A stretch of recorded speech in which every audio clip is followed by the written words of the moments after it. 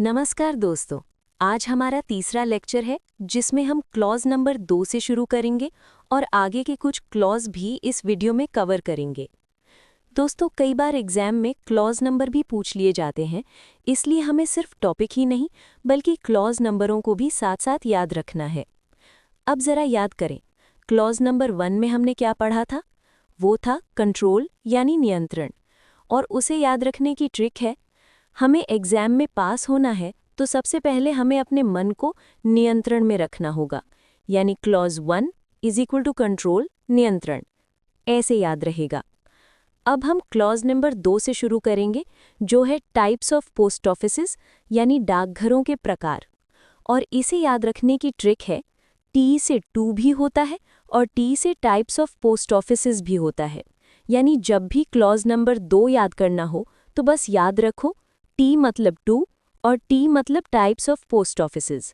इससे आपको कभी कंफ्यूजन नहीं होगा और क्लॉज नंबर तुरंत याद रहेगा। अब चलिए जानते हैं डाकघरों के ये टाइप्स कौन कौन से हैं और उनका क्या कार्य होता है। मुख्य रूप से डाकघर 3 प्रकार के होते हैं।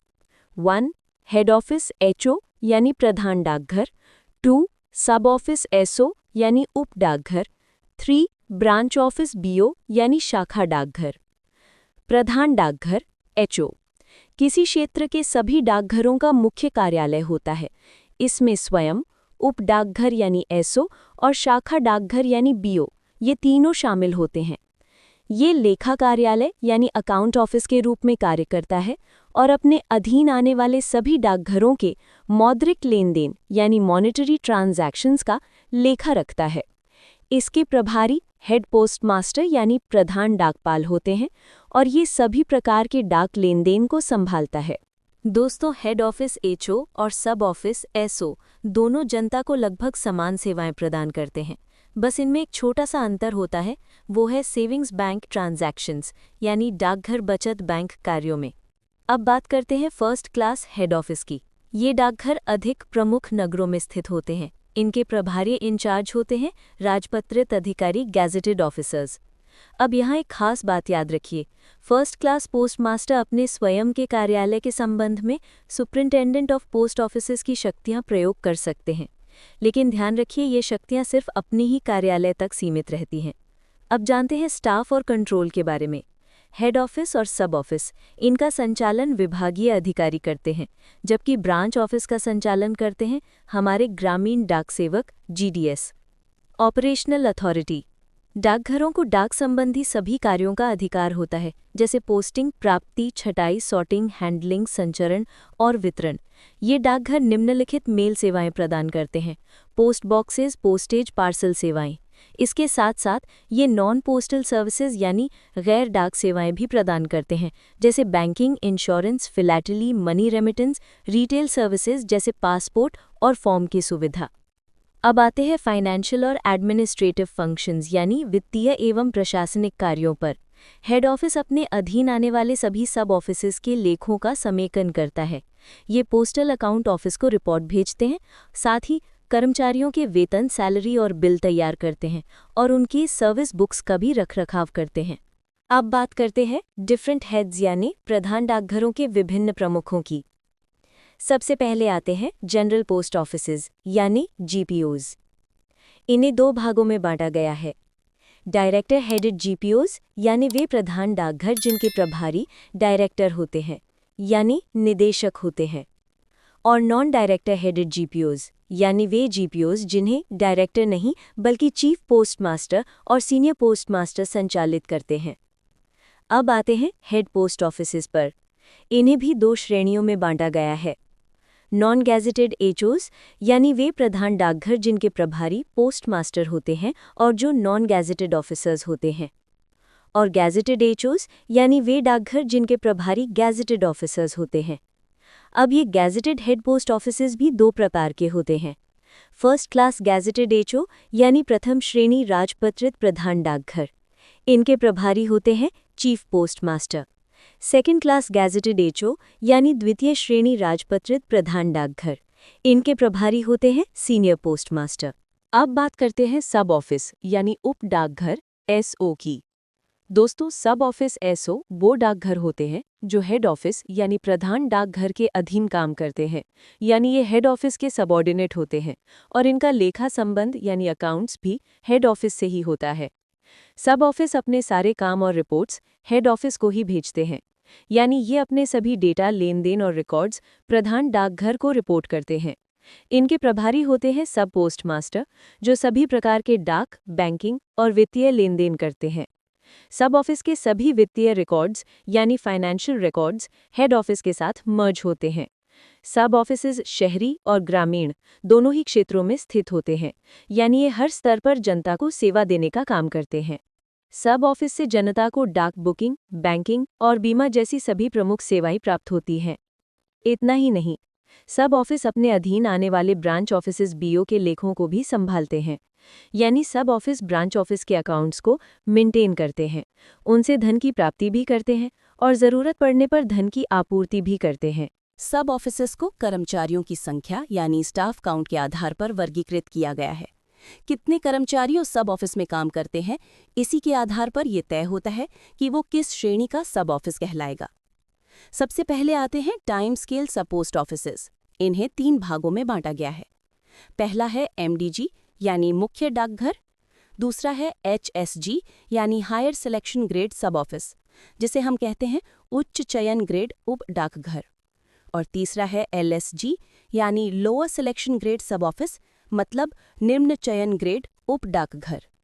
ये तीनों ही आते हैं टाइम स्केल सब पोस्ट ऑफिसेस की श्रेणी में। अब बात करते हैं सिलेक्शन ग्रेड सब पोस्ट ऑफिसेस की। इन्हें भी 3 श्रेणियों में बांटा गया है, ए क्लास, बी क्लास और सी क्लास। ए क्लास सब ऑफिस को कहा जाता है ट्रिपल हैंडेड सब ऑफिस, यानी इसमें 3 कर्मचारी काम करते हैं। बी क्लास सब ऑफिस कहलाता है डबल हैंडेड सब ऑफिस, यानी इसमें 2 कर्मचारी कार्यरत रहते हैं। और सी क्लास सब ऑफिस को कहते हैं सिंगल हैंडेड सब ऑफिस, जहां केवल 1 कर्मचारी कार्य करता है। अब बात करते हैं पोस्ट ऑफिस क्लासिफिकेशन की, यानी डाकघरों को उनके कार्य यानी फंक्शन और सेवाओं यानी सर्विसेज के आधार पर कितने प्रकारों में बांटा गया है।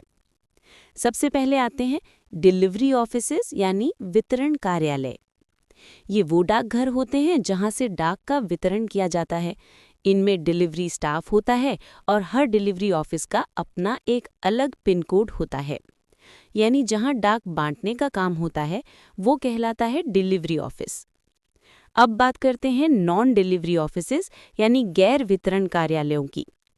ये डाकघर सिर्फ काउंटर पर लेन देन करते हैं, जैसे डाक बुकिंग, मनी ऑर्डर या बचत बैंक का काम। इनके पास अलग पिन कोड नहीं होता, बल्कि ये अपने संबंधित डिलीवरी ऑफिस के पिन कोड से ही पहचाने जाते हैं, यानी नॉन डिलीवरी ऑफिसेज का पिन उन्हीं के डिलीवरी ऑफिस से जुड़ा होता है। अब एक और प्रकार आता है टाउन सब ऑफिस यानी नगर उप कार्यालय। ये डाकघर किसी नगर या उपनगर में स्थित होते हैं, जहां एक हेड ऑफिस भी मौजूद होता है, यानी टाउन सब ऑफिस का हेड ऑफिस उसी क्षेत्र में रहता है। अब आते हैं ब्रांच ऑफिसेज यानी शाखा डाकघर पर। शाखा डाकघर उप डाकघर की तुलना में निचले दर्जे का कार्यालय होता है। इसका लेखा संबंध किसी हेड ऑफिस या सब ऑफिस से होता है। इसका प्रभारी होता है branch post master. Branch offices के कार्य समय यानी वर्किंग आवर्स आमतौर पर न्यूनतम 4 घंटे और अधिकतम 5 घंटे होते हैं। ये सभी प्रकार के लेन देन नहीं कर सकते, यानी इनका कार्य सीमित होता है। अब जानते हैं कि ब्रांच ऑफिसेज में कौन कौन से कार्य किए जाते हैं। डाक का वितरण, प्रेषण यानी डिस्पैच, बुकिंग, पार्सल स्वीकार करना, सबइस्ट बैंक में जमा यानी एसबी डिपॉजिट, निकासी एसबी विड्रॉल, मनी ऑर्डर जारी करना और भुगतान करना यानी money order issue and payment. यानी ये डाक की मूलभूत ज़रूरतों को पूरा करते हैं, खासकर गांवों और ग्रामीण क्षेत्रों में। अब बात करते हैं टाउन ब्रांच ऑफिसेज यानी नगर शाखा कार्यालय की। ये कार्यालय किसी नगर या उपनगर में स्थित होते हैं, जहां हेड ऑफिस भी मौजूद होता है, यानी ये शहरों के अंदर की छोटी शाखाएं होती हैं जो मुख्य कार्यालय के अधीन कार्य करती हैं। दोस्तों, अब शुरू करते हैं clause number 3, night post office यानी रात्रिकालीन डाकघर। अब इसे याद रखने की एक आसान ट्रिक है। रात्रि में आता है त्रि, और 3 का मतलब होता है 3। इसलिए क्लॉज नंबर 3 में है रात्रिकालीन डाकघर, नाइट पोस्ट ऑफिस। इसके कामकाज के घंटे यानी वर्किंग आवर्स सीपीएमजी द्वारा निर्धारित किए जाते हैं। डायरेक्टर जनरल डीजी किसी भी डाकघर के कामकाज के घंटों को रात 8:30 बजे तक बढ़ा सकते हैं और रविवार तथा डाकघर अवकाश के दिन भी उसे खुला रखने की अनुमति दे सकते हैं। और ऐसे डाकघरों को नाइट पोस्ट ऑफिस यानी रात्रिकालीन डाकघर कहा जाता है। अब बात करते हैं work done during extended hours यानी विस्तारित घंटों में किया जाने वाला काम। नाइट पोस्ट ऑफिस में इन घंटों के दौरान रजिस्टर्ड आर्टिकल्स वीपी सहित बुक किए जाते हैं, आईपीओ और पोस्टेज स्टैंप्स बेचे जाते हैं और साप्ताहिक दिनों में शाम 7 पीएम तक एसबी डिपॉजिट व कैश सर्टिफिकेट्स की सेल होती है। संडे और हॉलिडेज पर पोस्ट ऑफिस सुबह 10 से शाम 5 बजे तक खुला रहता है, लेकिन इन दिनों कुछ काम पूरी तरह से बंद रहते हैं, जैसे कि delivery work, SB banking, post office certificates की सेल और मनी ऑर्डर्स का पेमेंट। यानी संडे और हॉलिडेज पर केवल कुछ सीमित सेवाएं ही उपलब्ध होती हैं, बाकी रेगुलर वर्क पूरी तरह से सस्पेंड रहता है। अब बात करते हैं क्लॉज नंबर 4 की, मोबाइल पोस्ट ऑफिस यानी चल डाकघर की। इसको याद करने की ट्रिक है, मोबाइल का पहला अक्षर म होता है और म दिखने में कुछ 4 जैसा लगता है। बस क्लॉज 4 मतलब म मतलब mobile post office. Mobile post offices होती हैं स्पेशली डिजाइन्ड वैन्स जो शहर के अलग अलग निश्चित स्थानों पर जाकर लोगों को डाक सेवाएं प्रदान करती हैं। इनका मुख्य उद्देश्य होता है शहर के विभिन्न इलाकों में तय समय सारणी के अनुसार लोगों को लेट पोस्टिंग की सुविधा देना। इन मोबाइल डाकघरों में डाक टिकट और स्टेशनरी की बिक्री की जाती है।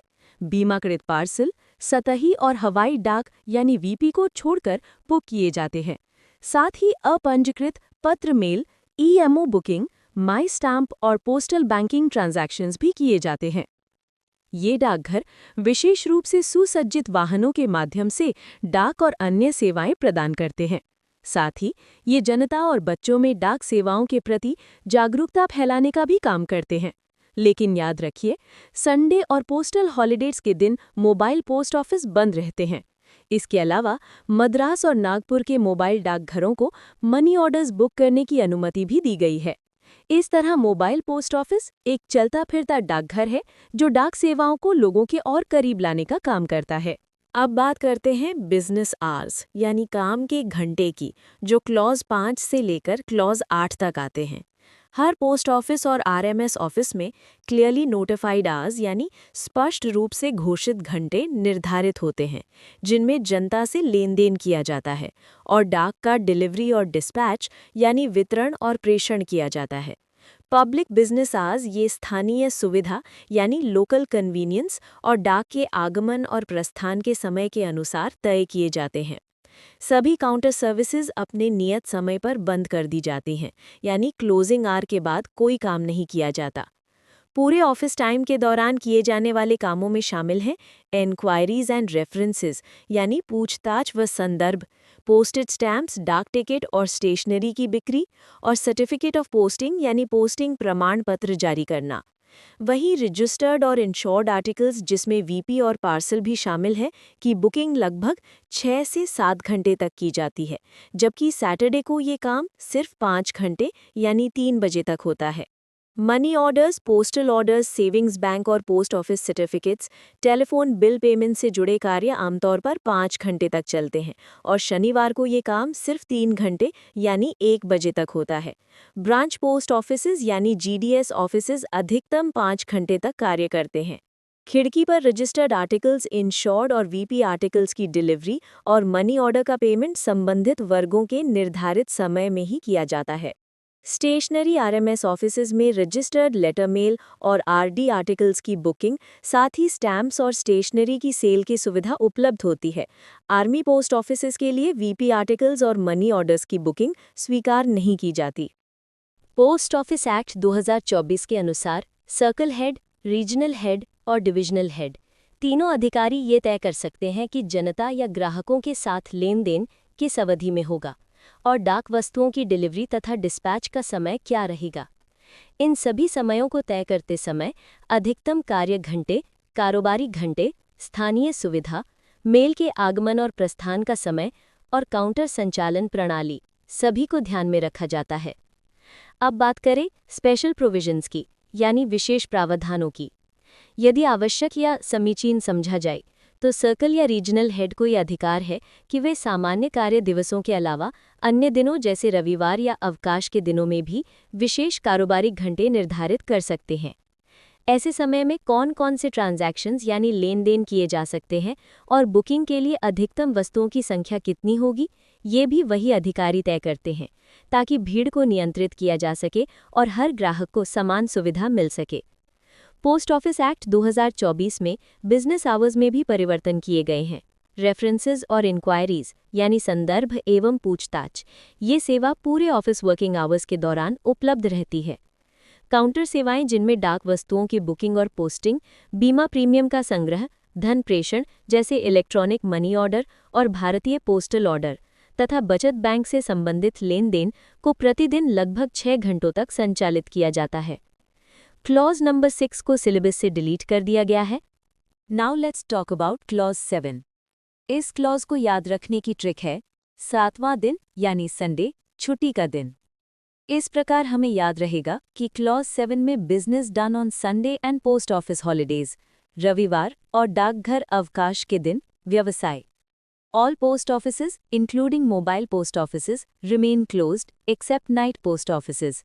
रविवार और पोस्ट ऑफिस की छुट्टियों पर सभी डाकघर, जिनमें मोबाइल पोस्ट ऑफिसेज भी शामिल है, नाइट पोस्ट ऑफिसेज को छोड़कर पूरी तरह बंद रहते हैं। इन दिनों जनता के साथ कोई भी लेन देन नहीं किया जाता और स्ट्रीट लेटर बॉक्सेस की निकासी भी नहीं की जाती। लेकिन अगर आपके पास कोई विलंबित पत्र है तो उसे आरएमएस के लेटर बॉक्सेस में, चयनित पोस्ट ऑफिसेज में या फिर रेल डाक सेवा यानी आरएमएस सेक्शन की मेल वैन्स में डाला जा सकता है। हालांकि ये ध्यान रखना ज़रूरी है कि मशीन फ्रैंक्ड आर्टिकल्स को पोस्ट ऑफिस या मेल वैन के लेटर बॉक्सेस में नहीं डालना चाहिए। अब बात करते हैं रजिस्टर्ड न्यूज़पेपर्स और पैकेट्स की। ये press sorting offices, RMS offices और नाइट पोस्ट ऑफिसेज में बिना किसी लेट फी के स्वीकार किए जाते हैं। अगर कोई आर्टिकल देर से पोस्ट किया जाता है तो लेट फी लागू होती है। रजिस्टर्ड आर्टिकल्स पर ₹3 और अनरजिस्टर्ड आर्टिकल्स पर ₹2। साथ ही रविवार और छुट्टियों पर भी आरएमएस ऑफिसेज खुले रहते हैं, जहां पर स्टैम्प्स और स्टेशनरी की बिक्री होती है, पोस्टिंग सर्टिफिकेट्स जारी किए जाते हैं और लेट फी के साथ रजिस्टर्ड आर्टिकल्स की बुकिंग भी की जाती है। क्लॉज 8 पोस्ट ऑफिस हॉलीडेज, डाकघर अवकाश। इसे याद रखने की ट्रिक है H फॉर हॉलीडेज और H अल्फ़ाबेट में 8 नंबर पर आता है। इस तरह से हमें याद रहेगा कि क्लॉज 8 में पोस्ट ऑफिस हॉलीडेज यानी डाकघर के अवकाश के बारे में बताया गया है। पोस्ट ऑफिसेज में कुल 17 छुट्टियां यानी हॉलीडेज मनाई जाती हैं, जिनमें से 14 छुट्टियां अनिवार्य कॉम्पल्सरी होती हैं, जबकि 3 छुट्टियां अलग अलग सर्कल के अनुसार सर्कल वाइज तय की जाती हैं। नेशनल हॉलीडेज यानी राष्ट्रीय अवकाश में रिपब्लिक डे यानी गणतंत्र दिवस, इंडिपेंडेंस डे यानी स्वतंत्रता दिवस, गांधी जयंती शामिल हैं। रिलीजियस हॉलीडेज यानी धार्मिक अवकाश में Buddha Purnima, Dussehra, Guru Nanak Jayanti, Mahavir Jayanti, Eid ul Fitr, Muharram, Diwali, Christmas, good Friday, Eid ul Zuha, Bakrid, Eid ए मिलाद शामिल होती हैं। वीडियो के डिस्क्रिप्शन में दी गई टेलीग्राम चैनल की लिंक पर जाकर इस लेक्चर 3 का MCQ टेस्ट ज़रूर अटेंड करें। वीडियो को पूरा देखने के लिए आपका बहुत बहुत धन्यवाद।